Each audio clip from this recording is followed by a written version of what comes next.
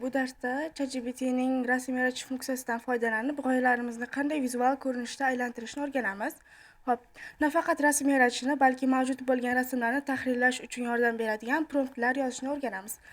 Rasm yaratishning ikki xil usuli mavjud. Birinchi usulimiz mana bu yerdagi plus tugmasidan Create Images bo'limini bosamiz va shu orqali rasm yaratishimiz ham mumkin.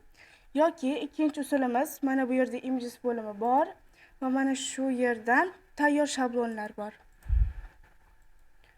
Shularni tanlasak, tayyor prompt bo'ladi. Prompt yozish ham shart emas.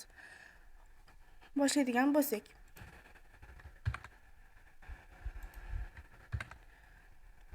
oddiy prompt beramiz.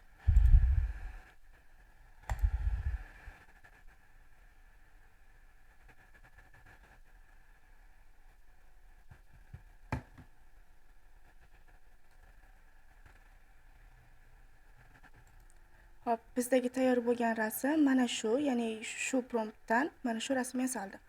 Ko'rib turganingizdek, rasmdagi matn aniq va o'qish uchun oson. ChatGPT realistik odamlarni ham yarata oladi. Endi bu promptni berib ko'ramiz. Plus tugmasidan Create Image bosishni unutmaymiz va yuboramiz.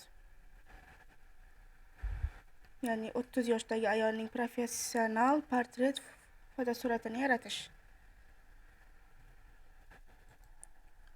Biz bergan promptdan mana shu rasm yasaldi. Ko'rib turganingizdek, biza to'q ko'k pidjakdagi ayol so'ragandik, shu ko'rinishda berdi va neytral ofis muhiti.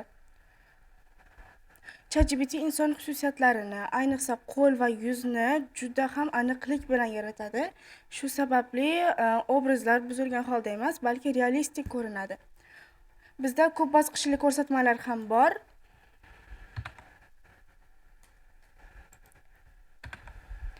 Endi bu promptni beramiz.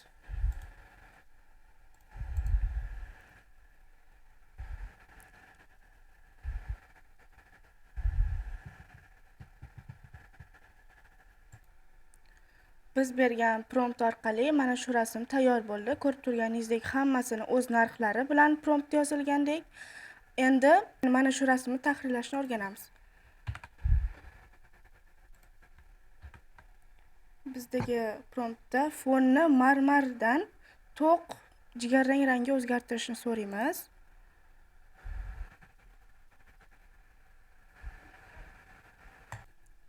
Ko'rib turganimizdek rasm o'sha, lekin biz so'raganimizdek orqa fonini to'q yog'och rangiga o'zgartirib berdi. Shu bilan bugungi darsimizda ChatGPT orqali rasm yaratishni o'rgandik.